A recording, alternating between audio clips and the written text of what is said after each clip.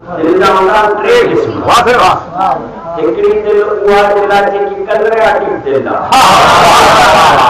ज़मीन तव्हां त किसान आहियो न, ख़बर अथव टे ज़मीन जा क़िस्म हूंदा।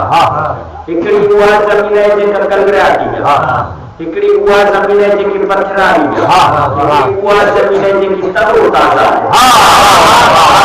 हज़रत ईसा कुछ अनाज जा दाना कया, कणक जा दाना कया, हिकड़ा दाना हवाले के कलरा की जमीन जे सुंदरता ॿिया दाना उन जमीन जे हवाले के जंहिंमें पत्थर हुया, टिया दाना उन जमीन जे हवाले के जेका आबादा हुई। हज़रत ईसा पंहिंजनि हवालनि खां पुछो त इन जो मतिलबु छा आहे? जे अल्लाह ऐं उन जो नबी बहितर थो ॼाणे। अल्लाह तो जॾहिं जॾहिं बि साॻी इहो चयो आहे न अल्लाह उन जो नबी बहितर थो ॼाणे त बहितरीअ में विया रोक भराई न कई अथव। जे ज़हन ज़मीन जा टे क़िस्म, जे इंसान जे दिल जा बि टे क़िस्म अथव।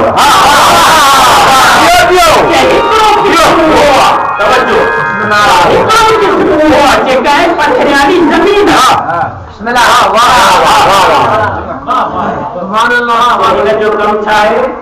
बिचो उछलियो त कुबो न कंदी आहे, मथे पियो ईमान लाइक़ ई न आहे जो बिचो कुबो न कया। अली मोहब्बत जो बिच आहे जेका हर ज़मीन कुबूल न करे।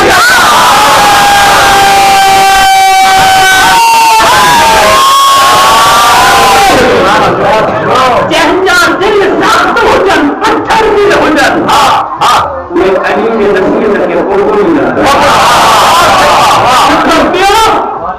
कलराती ज़मीन, कलराती ज़मीन जो फ़ाइदो छा थो? बिच उछलियो क़बूल जल्दी कंदी, जो न ॾींदी, चवा ख़यानत कंदी। माना ॿियो माण्हू उहो आहे जेको ज़िक्र अली ॿुधे त थो, जेको ज़िक्र अली जो इज़हार त करे थो, जंहिं महिल ज़िक्र ॿुधायो थो वञे त वाह बि करे थो, पर मजलिस में अची वञे थो मौलवी साहब छा पढ़ियो, ॾाढो भलो पढ़ियो, ॿुधाए त सही वञा पढ़े अलाए छा, पर पढ़े ॾाढो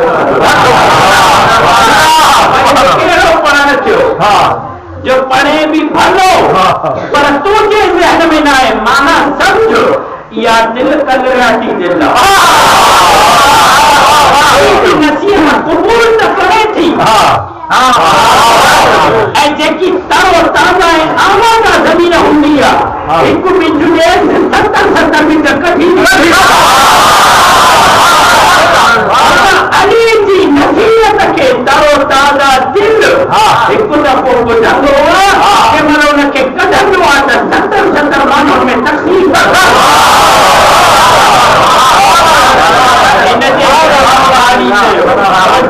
इनजे करे मौला अली चयो, मौला काइनात इहो जुमिलो चयो, रसूल मूंखे इल्म जो हिकु बाब अता कयो, मां उन हिकु बाब मां 70 बाब खोलिया। अली ऐं अली जे पेरोकार जो कमु ई हो आहे सिर्फ़ नसीहत ॿुधे न,